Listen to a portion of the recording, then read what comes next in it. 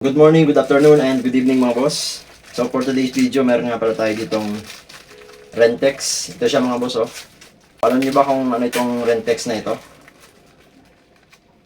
Ginagamit nga pala ito sa panghuli ng mga needlefish o kung tawagin sa lugar namin ay tambilawan, sa iba naman ay balo and haba. So iba-iba ang tawag dito, depende sa lugar.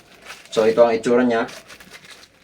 So usually hinihila lang ito ng mga mangingisda gamit ang bangka and nagmumukha sigurong maliit na isda na lumalangoy kaya inaatake ito ng mga needlefish.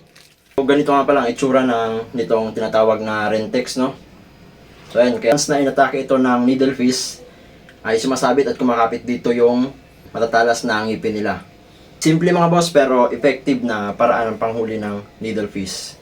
Ilalagay ko na lang ang link nito dyan sa comment section, pati na rin sa description. That's all for now mga boss, and thank you so much for watching and see you on our next video. Bye bye!